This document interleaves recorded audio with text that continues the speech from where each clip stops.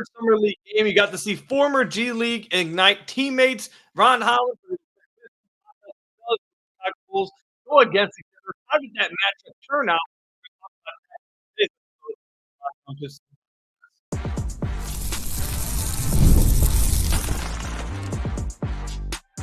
You are Locked On Pistons, your daily Detroit Pistons podcast, part of the Locked On Podcast Network, your team every day.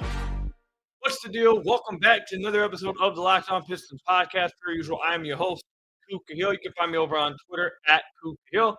I want to thank you guys for making Locked On Pistons your first listen of every single day. We're free and available on all your podcast platforms. If you haven't already, head to the YouTube channel at Locked On Pistons, hit that subscribe button, or leave us a 5-star review on whatever podcast platform you're listening to this on.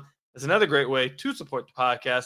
And today's episode is brought to you by FanDuel. Make every moment more. As the playoffs have winded down, the sports stop sporting like we want them to. But this summer, FanDuel is hooking up all our customers with a boost or a bonus daily. That's right. There's something for everyone every day, all summer long. Visit FanDuel.com today to get started. You'll hear more about FanDuel a little bit later. In today's episode, we're going to be talking about the matchup between the former teammates at the G League Ignite, the 5th overall pick in Ron Holland and the 11th overall pick in Buzelis for the Chicago Bulls.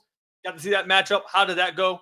Also, we're going to talk about Tobias Harris, the leader in today's episode, and also Bobby Klintman continues to impress. We'll talk about that a little later as well. But obviously, the highlight of this game, this third summer league game, the highlight of the night was the 5th overall pick in Ron Holland going against Buzelis, who, again, they were former teammates at the G League Ignite this past season before the draft. It was a really intriguing matchup, and a lot of people were looking forward to it, especially, I think, more so because Matas had a really crazy game.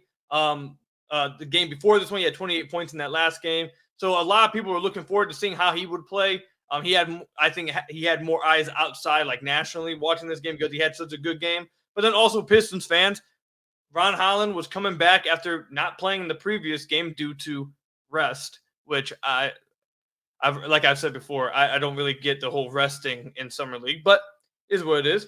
So how did this game go for this matchup? Well, I think it started out pretty rough for Ron Holland and the Detroit Pistons. To start the game off, Buzelis was going, I thought, nuts. He was playing incredibly well. He was showcasing just about every part of his game in the first half, I would say. Ball handling, his ability to drive, his ability to create, some of his defense. He ended up with 4 blocks in this game. So I thought early on, Matas was really dominating the matchup, especially, like I said, in the first half. And I believe Ron Holland started off the game 3 of 12. So he was struggling to start the game up. But he did start to get himself into a little bit of a groove. He ended the game with 17 points, 9 rebounds, and 3 assists. He did shoot 7 of 20 from the field. But I felt like in the second half, I remember how last episode I spoke about how he is relentless and going to the rim. It did not matter that he was 3 of 12. He just kept going and kept going and kept going and kept going. So he was relentless no matter what the stat line said, and it ended up rewarding him with 17 points. He ended up getting to the free throw line 3 times. He had 6 free throw attempts. Now he only hit 2 of those free throws. But again, relentless to the rim, getting himself enough looks at the rim to where he's going to put some points on the board and also draw fouls. But like I said in the last episode, I think in this game, you also saw Ron get himself into some tough situations where he was forced to take some unorthodox shots, some wild shots, some just forced shots, because he got himself into some tough predicaments because of his relentlessness going to the rim and trying to force a drive every possession. However, that's just the offensive end. The defensive end, it looked like Ron Holland was put onto Matas after like the first half, more so in the second half. And I thought he did a really good job staying in front of him. Buzelis did a really good job trying to, frustrate him, make him have a little bit more of an inefficient game, because it looked like for a second that he was on his way to having a really great, efficient game, but he ended up ending the game, Buzelis, that is, 7 of 18. I think a lot of that had to do with Ron getting into him and playing physical defense. So I think that was a real positive for Ron Holland in this game. Overall, the matchup itself, I think it could have been a little better. I'm not going to lie to you. I felt like Matas shined early, and then Ron just kept like steady, going after it. But I feel like it could have been a little better if both guys were playing extremely well the entire game. It could have been a really fun one. The Pistons found themselves down by like 15 again in the first half, had to fight their way back. They did end up winning the game, but like they traded the Pistons and the Bulls. They traded terrible halves. Like in the first half, the Pistons had another horrific half. And then the second half, the Bulls had a horrific half. So it was just an uneven game overall to watch. But between those two, I think you saw flashes from the both of them for why they were so heavily recruited, why they were so highly thought of before the draft. You saw the ball handling and the creation in the defense from Matas. I think you saw the relentlessness, the athleticism from Ron, the defense from Ron, the ability to get on the glass from Ron.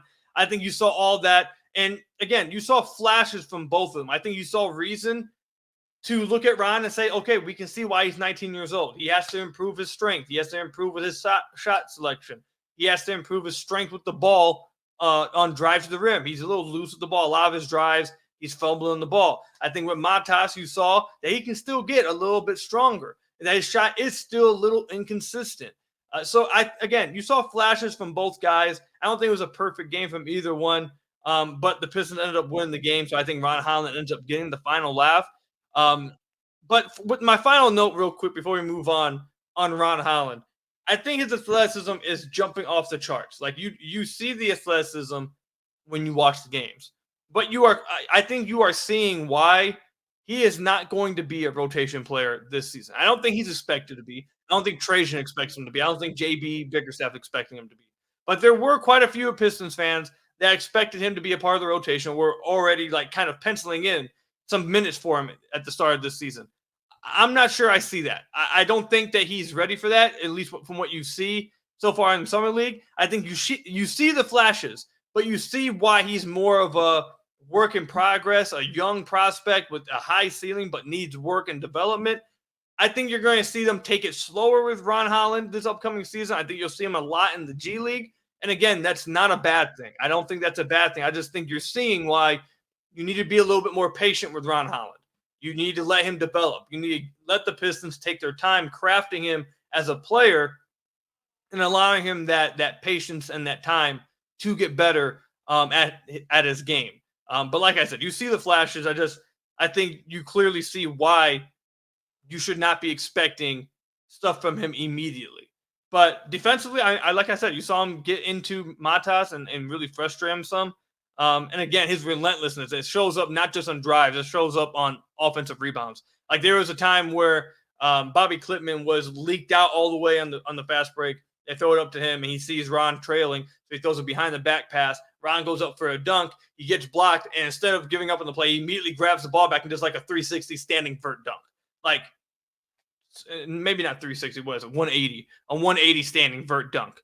Like, and that's all just effort and relentlessness to get to the basketball. There was a few times where he turned the ball over, and then he's just running fast as possible as soon as he turned the ball over. Like, he has a relentless motor. You see that. And he talks like a mature guy as well. You saw his interview in the third quarter, at the end of the third quarter with, I forget who the sideline reporter was, but talks like a very mature person. Again, relentless motor. There's reasons to like Ron moving forward. I just think that Pistons fans are going to need to be a little patient and allow him to develop at his own pace, and don't try to push him in or expect him to be a rotation guy out the gate. I don't think that's what's going to happen for him initially with the Detroit Pistons. But fun matchup between Holland and Buzelis. It got a little chippy too, by the way. Ron Holland got a technical foul. Matas was talking a lot of trash throughout the game. So it was a fun, it had moments where it was a fun game, but it's Summer League basketball. It's going to be hard, especially this year in Summer League. I don't feel like the Summer League basketball this year has even been as good as past years in Summer League.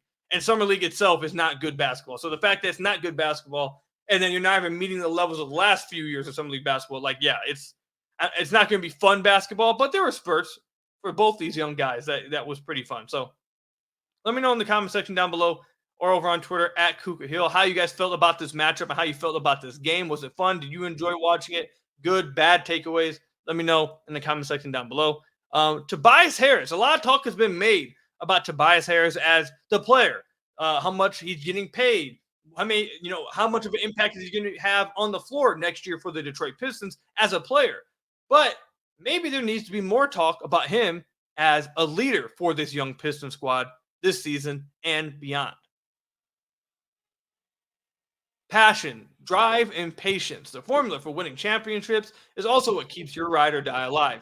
eBay Motors has everything you need to maintain your vehicle and level it up to peak performance. Superchargers, roof racks, exhaust kits, LED headlights, and more. Whether you're into speed, power, or style, eBay Motors has you covered. With over 122 million parts for your number one ride or die, you'll always find exactly what you're looking for. And with eBay Guaranteed Fit, your part is guaranteed to fit your ride every time, or you'll get your money back. Because with eBay Motors, you're burning rubber, not cash. With all the parts you need at the prices you want, it's easy to make your car the MVP and bring home huge wins. Keep your ride or die alive at ebaymotors.com. Eligible items only. Exclusions apply. eBay Guarantee Fit only available to U.S. customers at ebaymotors.com. So I want to thank you guys again for making Locked On Pistons your first listen of every single day. We're free and available on all your podcast platforms. If you haven't already, head to the YouTube channel at Locked On Pistons. Hit that subscribe button or leave us a 5-star review on whatever podcast platform you're listening to this on. That's another great way to support the podcast. For those of you guys who have been like loyal listeners of the podcast for a while now, when I say a while, I mean like a few years, you know that every summer I come on the podcast and I had to complain about how damn hot it is in my apartment. I don't know what it is about this apartment complex and the AC going on, off. But man, this like the last few weeks, every time I record in this room, I am just like burning the hell up. I feel like I'm going to melt in here. Like this is ridiculous. This is absolutely ridiculous. My God. But anyways, back to the Pistons. Tobias Harris, obviously, I think was the biggest addition to the team. I don't think that there's much argument when it comes to players, not like the GM and president of basketball operations or head coach. As a player, I don't think there's much like argument that Tobias Harris was the biggest addition for the Detroit Pistons this offseason. And we've talked about Tobias a lot on the podcast, obviously. And I've mostly talked about him as a player. Because a lot of talk about Tobias as a player I felt like was just dumb and not true, not rooted in reality, more so rooted in trolling and trolling becoming reality for some reason. Like that's where I focused a lot of my discussion about Tobias, because I felt like it was a lot of just dumb talk about him as a basketball player. But we haven't talked about him as much when it comes to him as a leader. And there was a report that came out as of today or last night from Jake Fisher of Yahoo Sports. And he said that the Pistons believe that Tobias Harris can be a foundational leader during Detroit's rebuild. And that's one of the reasons why they really went after him in free agency. Another one of the reasons why they went after him in free agency, I've said this on the podcast before multiple times. I see some Pistons fans acting shocked about this. Maybe if they were loyal listeners to Locked On Pistons, the daily listener, the first listen of every single day, you feel me? They would have already known this, but I guess I'll go ahead and say it again. Tobias was interviewed during the game, this Summer League game, that he has a special, or Detroit has a special place in his heart from his first time around in Detroit. He's always liked Detroit. He's always loved Detroit. And he mentioned that he's met his wife here in Detroit and that his wife is from Detroit, and they obviously got married. So, and that had a big reason why he wanted to come back here. And that's why I spoke about on the podcast a lot that you might as well just pencil in Tobias Harris as a Piston all throughout the season, because Tobias had been trying to get to Detroit for a minute. I'm telling you guys that now. I don't know if I've said that part in the podcast, but I can tell you guys for a fact that it wasn't just this past season. Tobias Harris had been wanting to come back to Detroit for a minute. But I have mentioned to you guys that, he met his wife and has family ties. He comes back during the offseason like that. There's a lot to do with why he wanted to come back to Detroit. But nonetheless, moving past that, having a player of Tobias Harris's caliber, a guy who's been in the league 13, this is about to be his 14th season in the NBA, a guy who has been a part of rebuilding teams, losing teams, who has been a part of middling teams. Heck, Orlando with the losing teams. You had been a part of middling teams with the Pistons back in 15, 16. Being a part of contenders, having that type of expectation on you with the Philadelphia 76ers. Tobias Harris has seen it all. Tobias Harris has seen it all through the NBA. And just to talk about him as a player, as a prospect, Tobias Harris came into the league really young. And he had to develop. He didn't just come into the NBA instantly as good as he is now. This is a guy who came into the league in Milwaukee, 19 years old, averaged 5 points a game. He didn't play great initially. He had to develop to get to where he was. There wasn't a guy that was an incredible three-point shooter his whole career. His first 3 seasons in the NBA, he shot around 30% from deep. It wasn't until really like his second year in Detroit where he really popped as a three-point shooter and developed that part of his game. So this is a guy who knows the hard work that goes into becoming a good NBA player. He wasn't just gifted, I guess you would say, just God-given immediate impact player in the NBA. No, he had to develop that himself. He had to have some outlier development himself, had to put in that work to become the player he is now. He's seen all kinds of different aspects of the NBA when it comes to the worst team, a middling team, a contending team. He has a lot of experience under his belt while not being too incredibly old. Like, he's 32 years old. I know that's not young in NBA years, but I don't know if 32 is like super old, especially in today's NBA. So he's still, I would say, like, not too old, has seen it all, has went through the whole process as a basketball player, development-wise. He can talk to these players. He can lead these players. He can speak from experience to these guys. All of them. Cade, Asar, Jaden Ivey, Jalen Duren, Ron Holland, whoever you want to say, Isaiah Stewart, and any of the young guys, any young guy you want to mention, he can speak to these guys from experience. And one of the main things that I think really helps that is what we were mentioning earlier, the fact that he wants to be here. There are veterans that have been around in Detroit. There have been some recent veterans that have been in Detroit that did not want to be here. There are some recent guys that were veterans in Detroit that did not want to be here. Tobias Harris is a guy that wants to be here.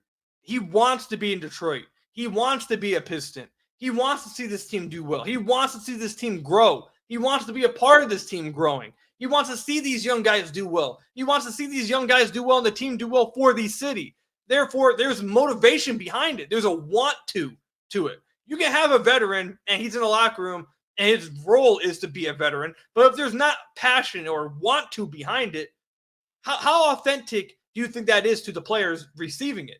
Do you guys think that they feel like it's authentic, that's transparent? No. And that's just the truth of some of the things that have happened over the last few years. I'm telling you guys this now. That's just the truth to it. So the fact that you can bring in a guy like Tobias who wants to be here, who wants to develop these guys, who wants to lead these guys, who wants to take on that role, it's big time.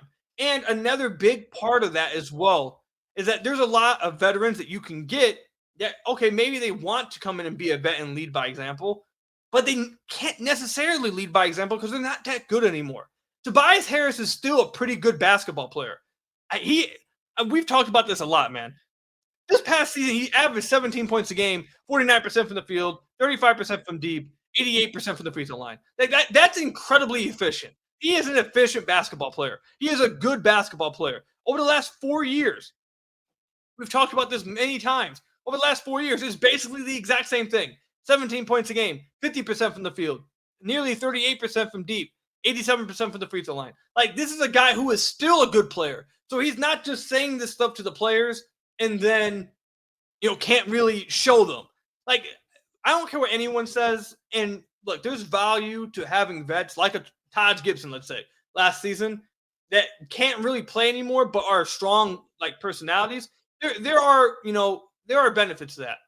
But I'm telling you guys this right now. I don't care what anyone says. There is a difference between having a vet that can tell you what to do and is trying to help you develop, but is just not a good enough player to really show you how to do any of those things.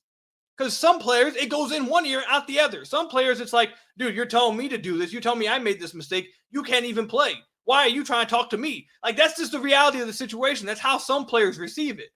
It hits different. The punch hits different when it's coming from, hey, you got to do this. You got to do that. You're not doing this. Hey, we need to do it this way. From a player who's playing 30 minutes a night and actually is a good basketball player and is playing the right way and can be an impactful player. Like, it hits different from those guys to young guys, and especially certain players who would just have it go in one ear and out the other with a veteran that maybe can't play as much anymore. They can't really do it on the court.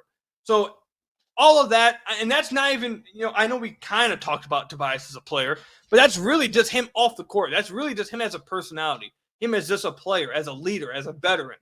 And at the end of the third quarter, they interviewed Tobias during this summer league game. And again, he spoke about how, he met his wife in Detroit, how he wanted to be in Detroit. He wants to be here. But he spoke about how he's really accepting and proud. It felt like proud that this is his role. Not that, I'm stuck here, so I have to be a veteran. That's what my contract says. Like, no, he seems like he's proud to take on this role for this team and wants to see everyone develop. Like, he takes pride in it. So I do think that impacts people. I do think that impacts the team. And I do think that impacts the players. I know it's not something that pops up in the box score. And this is probably going to go over some listeners' heads and some people saying, Koo, you're being too sentimental. You're being, none of this really matters. I'm telling you guys it does. I'm telling you guys from people I've talked to over the last few years, things I've heard from players over the last few years, that kind of stuff matters. It 100% impacts your team, it impacts your culture, and it impacts the locker room dynamic and environment. So I think this is, I don't know if I won't come on here and be foolish and say it's going to impact them more than Tobias on the floor. Like, obviously, now I'm not going to be dumb about that. Tobias on the floor as a player, obviously, is going to be pretty impactful, hopefully. But this part of it as well is going to be incredibly impactful too. And it makes sense why they wanted him to be a part of Detroit so badly and why he wanted to get back to Detroit so badly. So I think this is a win-win. I don't really understand anyone who still doesn't like this deal. I don't get it, but yeah, I think this is a really good signing for both sides, Tobias and the Pistons. And I really do think you'll see it pay dividends throughout the season. Like Ashton said a few episodes ago, Tobias is already in the gym working with these guys. It's, July 16th. He's a veteran. He doesn't need to be working this early in the offseason. He doesn't need to be working with the young guys yet, but he is. So, I think this is an incredible relationship the Pistons have going on and why they, a good signing that they brought in to get Tobias in here. Not just as a player, but as a leader. So let me know in the comment section down below or over on Twitter at Kuka Hill how you guys feel about that. Are you guys moved by Tobias as a leader? Are you guys just dismissive of it? What do you guys think? Comment section down below or over on Twitter at Kuka Hill. When we come back, Bobby Klintman. Look, don't look at the box score. Just don't. I don't care about the box score after this game. If there's one player I can say that has consistently impressed me, and I think should be consistently impressing Pistons fans, it's Bobby Klintman. I love sports. I've loved them my whole life. I've played them my whole life. I love them so much that I never really want them to stop. But as the playoffs have winded down, we get fewer games, and the sports aren't sporting like I want them to. But with FanDuel, they let me keep the sports going whenever I want. All I have to do is open the app and dream up bets at any time I'm in the mood. And this summer, FanDuel is hooking up all customers with a boost or a bonus daily. That's right. There's something for everyone every day all summer long. So head over to FanDuel.com and start making the most out of your summer. I've told you guys this probably a million times already. But years ago when betting became legal in Michigan, I didn't know where to go. I didn't know what to try. I didn't know anything about this. I tried out FanDuel and I have not turned back since. It's super easy to use, super self-explanatory, and most importantly, extremely fun to use. So again, head over to FanDuel.com and start making the most out of your summer. That's what FanDuel, the official sports betting partner of Major League Baseball. So I want to thank you guys again for making Locked On Pistons your first listen of every single day. Free and available on all your podcast platforms. If you haven't already, head to the YouTube channel at Locked On Pistons. Hit that subscribe button or leave us a 5-star review on whatever podcast platform you're listening to this on. That's another great way to support the podcast. A player who has been the most impressive to me. I'm not even joking. I'm not exaggerating. The player who has been by far the most impressive player on this team for the Pistons in Summer League has been Bobby Klintman. And you may be saying to me after the third game, Koo, he only had 5 points. He shot 2 of 7 from the field in this game. How is he still impressing you this much? If you watch the game, Bobby Klintman, and the first 2 games, he shot the ball really well and was really efficient scoring the ball. This one, he wasn't as aggressive. Again, I'm going to continue to point out that I think the fact that the Pistons don't have a point guard on this team is an incredible disservice to not just Klintman, but Ron Holland, to Jenkins, to Sasser, to every player on the roster. The fact that they don't really have a point guard. Like, they are struggling to get into half-court sets. Like, there were 2 plays where Sasser just straight up lost the ball dribbling up the floor. there was a few times where, oh my God, I forget the broadcaster's name. Former coach of the year. Is it Sam Mitchell? I think it's Sam Mitchell, but I could be off with that. But either way, there was a few times he even mentioned that, hey, these guards are dribbling too much. Now you're getting into late offense and the late shot clock. You're not going to create a good shot. And at like 9 seconds, they finally got the first pass off. And of course, they ended up forcing a bad shot. Either way, my point is that them not having a point guard is really hurting everybody, and especially offensively, obviously, in the half court. Anyways, but in this game, if you watched this game, I don't know how you are not impressed by Bobby Klintman's overall awareness, his IQ, his ability to play the right way. And I'm going to tell you guys this guy. I know immediately as soon as I say this, you guys are already thinking, well, cool, you said this about Isaiah Livers. Well, yes, I did say that about Isaiah Livers. He did play the right way, I thought. I thought he did have high IQ. There was two things that held Isaiah Livers back, I think. One, injuries, obviously. And two, I feel like there was a want to from Isaiah Livers to be more than what he was. He wanted to show that he could be more. And I felt like that really started to hurt him in this past season with the Pistons and towards the back end of the second season with the Pistons. But just to get that out the way, I know you guys are going to mention that, but that's not the why I'm going to say they're different. They're different because it's not the same type of play the right way, high IQ players. Klintman is making quick processing reads. He is processing the floor really well because it's not, and that doesn't just mean processing. It also means he has incredible court awareness. He knows where he is on the floor. He knows where his teammates are on the floor. And he knows once he catches the ball, how the defenses are going to react. And he makes quick decisions with it. Not just the extra pass to the corner or the extra pass to the top of the key at the three-point line, like simple ones like that are important. That stuff is important to the fluidity of the offense, but not just simple ones like that.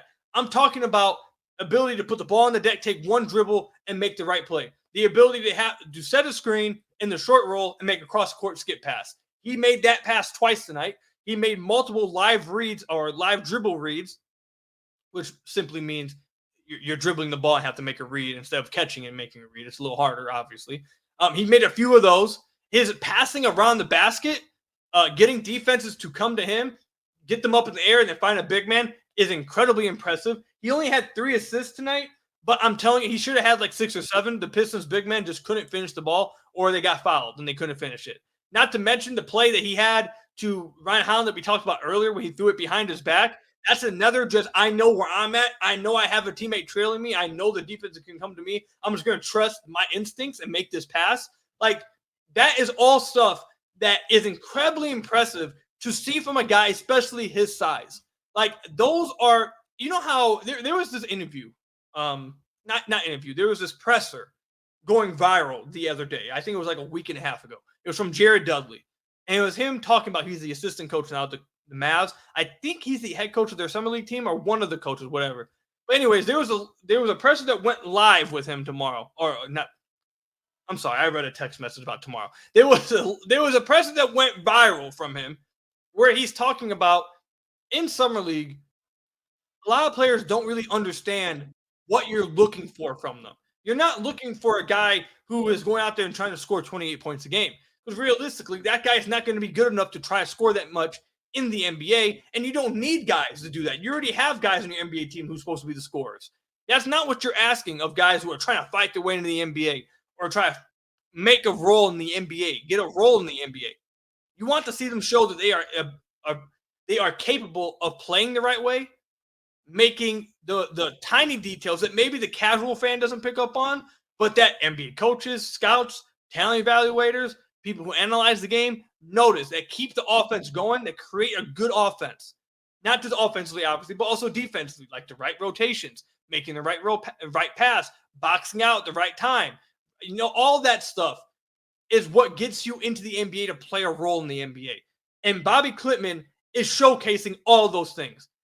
And what he isn't showcasing, he's not a one-on-one player. He's not someone you want creating the ball, creating offense for himself. That's not what you want from him. But that's probably what you don't need that from him. That's not what you're looking for from a second-round pick. You're looking for a guy who can play a role, thrive in his role, and help elevate the offense by playing well within that role. And that's something he is showcasing to me so far through 3 summer league games to make me believe in that eventual ceiling. I don't think he's going to be able to do it instantly in the NBA, but All I'm seeing from him is a guy who processes the game incredibly well, who has high IQ, makes the right play, has incredible court awareness, and after the first game, I talked about how he wasn't very active on the glass. Last 2 games, he's been incredibly active on the glass. I believe last game he had 9. This game he had 12 rebounds. Incredibly active, was physical on the glass, just doing what the team needs him to do. When he's hitting threes, when he's at least getting up threes, he only got 1 3 up in this game, which again points to why I was talking about with not really having a point guard create advantages for him. But all he's showcasing to me is that he knows how to play the game the right way. He has a really nice ability to play make at his size. And this is a little nugget for you guys. I was talking with some people who do a lot of scouting, and they told me that he actually played point guard. And I forget where he played point. It was before he went to Wake Forest. He actually was playing point guard for his team. I forget where it was, but he had played point guard in his career at some point, and that's popping for me in summer league. So I think Klitman's been incredibly impressive to me. Defensively, he's been active as well. He had a few switch outs on the perimeter that I thought he held his own really well. I don't like again, he's not the number 1 overall pick. He's not going to be out there being a superstar. He's never going to be an all-star. Like, that's not what he is. But what he's showcasing to me is that he can be a role player, that he can be an impactful role player at some point in his career because of how well he processes it. He has to get better. He has to get better in areas, obviously. But I think I don't know how he isn't the most impressive player so far through Summer League. Like, he just looks like an incredibly smart basketball player, and that gets you places. So that's my takeaway. Let me know if you guys agree, disagree in the comment section down below or over on Twitter @Kookie. That's all I've got for you guys today. Thank you guys for making Locked On Pistons your first listen of every single day. You're available on all your podcast platforms. Hit that subscribe button on the YouTube channel. Leave us a 5-star review on whatever podcast platform you're listening to this on. And until next time, I'll see you guys later. Stay safe out there. Till next time, peace out.